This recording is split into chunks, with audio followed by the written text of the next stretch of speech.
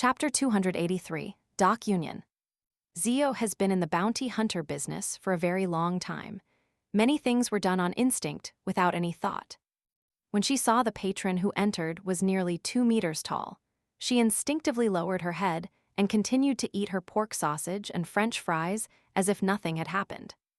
Although the food entered her mouth, Zio didn't taste it at all.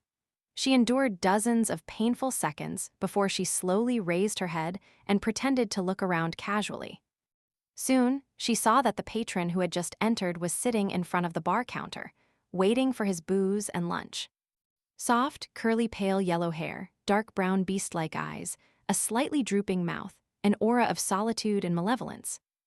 Little by little, the details came into Zio's eyes, overlapping with the image in her head.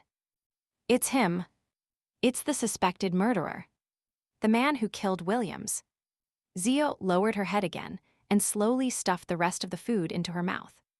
After a few minutes, she set the tray down on the bar, along with the glass, and left the Workers' Alliance Tavern without looking back. Due to her high boots, they effectively masked the most obvious feature of her body.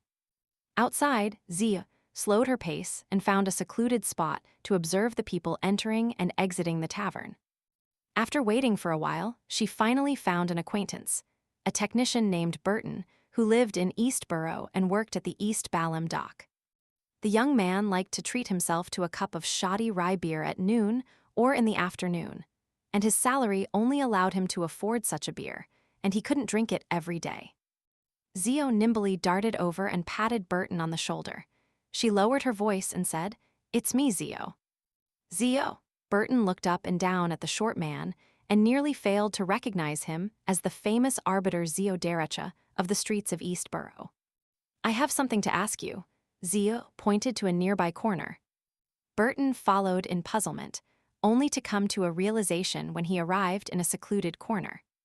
"Are you doing a bounty mission?" He had heard that Zio was also a bounty hunter. "Yes." Zio nodded perfunctorily, fished out 5 pennies and tossed them around. "Do you know that tall man at the tavern?" "You mean the one that's this tall, has pale yellow hair and wears a fierce look?" Burton gestured. "Yes." Zio took out the folded portrait and unfolded it. "You have to be sure." "That's him. He's been coming to this tavern often for the past 2 to 3 months. I've never seen him before that. He's very fierce, completely unreasonable, and he's good at fighting. It's best that you don't provoke him." Burton glanced at the portrait carefully and gave some sincere advice. "Yeah, when I saw that person just now, it was just like my encounter with a ferocious beast when I was young.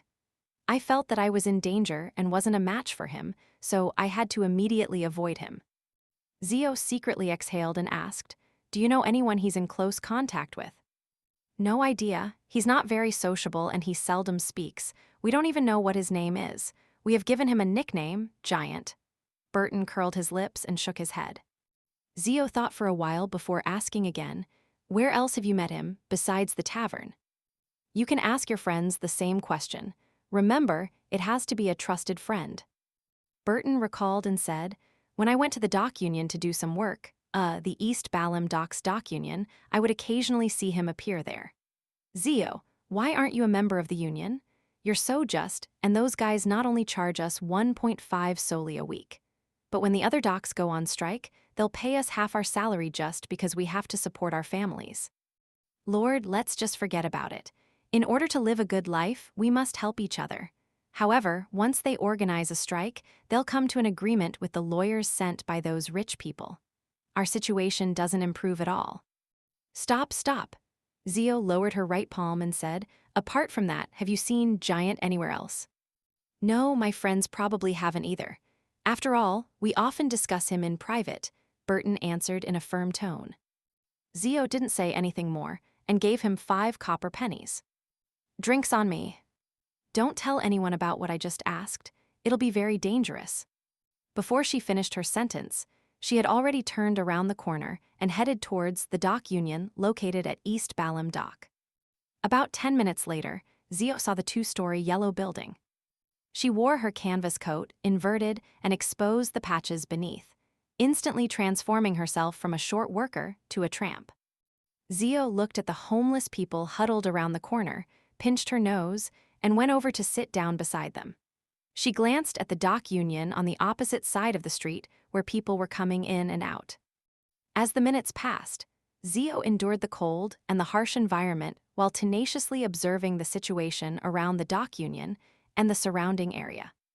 She clearly remembered Williams's insistence on drinking, and she also remembered how she felt when she saw the newspaper that fateful day. These feelings made her even more patient than usual. At that moment, about 8 people came out of the dock union, and they headed for the cafe across the street to have lunch in groups. Zio narrowed her eyes and carefully scanned every passerby to confirm their appearance. There's no one suspicious. Zio was about to look away and wait for the next batch of people when the door to the coffee shop creaked and was pulled open as the heat from within rushed out. A man couldn't help but take off his gold-rimmed glasses and wipe away the fog with his sleeves. Zio gave him a casual glance, and her gaze suddenly froze. Those eyes. That mouse. It always had that taunting smile. Lainvis. Zio jerked her head back, not daring to look again. The man from before had bronze skin and short hair, and his face was craggy. He was very different from the portraits, except that his eyes and mouth gave her a familiar feeling. It was the feeling of taunting everyone. Is it Lainvis? Can it be Lainvis? Zio bowed her head and stared at the flagstones on the street. At the Sammers. After a sumptuous lunch, the hosts and guests gathered in the activity room to chat, and they agreed to play Texas together. Interesting rumors and humorous stories echoed intermittently as Klein maintained his smile, interjecting from time to time. He also saw the Sammer family's 2 children entering and exiting energetically. And next to him, Jurgen Cooper wore his usual serious expression, occasionally providing legal advice for the discussion. Klein smiled, turned his body slightly, and asked in a low voice, "Are you bored?" "No, their topics are very interesting." Jurgen nodded seriously. Klein was stunned and blurted a question, "Then why don't you laugh?" Jurgen frowned slightly and looked at him in puzzlement. "Why are you smiling?" Klein's mouth twitched, not knowing how to respond. He was about to make a joke about how much Jurgen was like his cat Brody, forever so serious, when suddenly he heard a series of ethereal pleas. "Female, Miss Justice has found useful information, so quickly, based on the clue I gave her." Klein stood up and slightly bowed. "I need to use the bathroom." In the bathroom, Klein locked the door, took 4 steps counterclockwise, and went above the gray fog. His judgment was very accurate, as the plea came from Miss Justice. Klein suddenly felt nervous, as he emanated his spirituality in anticipation and seriousness, to listen to her words. After the usual honorific name, Justice recounted truthfully, "They discovered the clue you provided at the Workers' Alliance Tavern in the Pier District's East Balham dock. The person's nickname is Giant. After tailing the Giant and figuring his in and outs, they discovered a person suspected to be Lainvis at the East Balham docks dock union. Temporarily, they don't dare to approach Lainvis because Giant is very powerful and dangerous.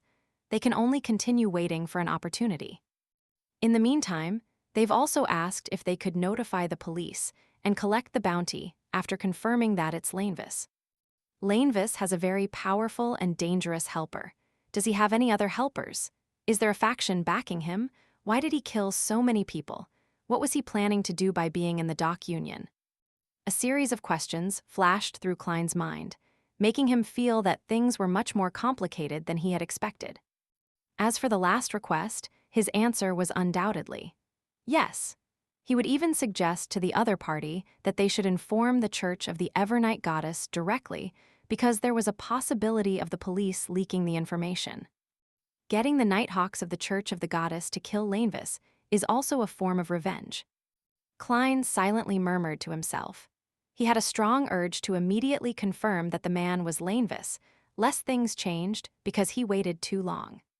He took a deep breath, suppressed his emotions, and undid the spirit pendulum around his wrist on his sleeve. There is danger going to the dock union for confirmation.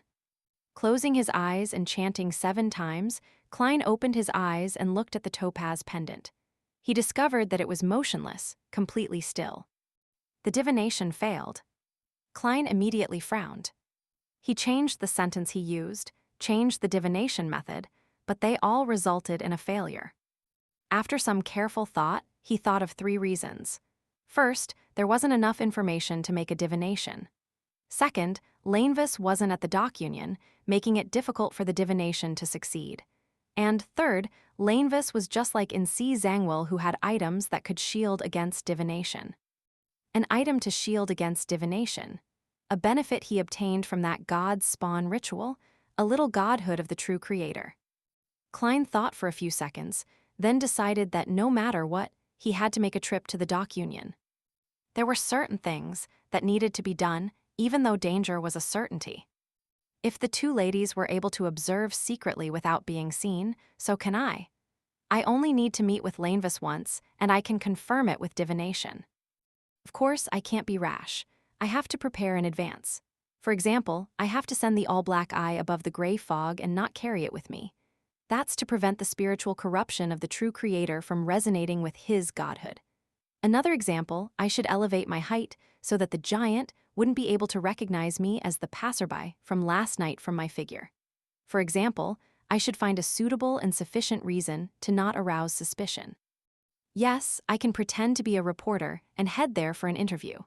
I'll visit Mike Joseph later and borrow his false reporter identification. The corner of Klein's mouth slowly curled up as he blanketed his body with his spirituality before descending back into the real world.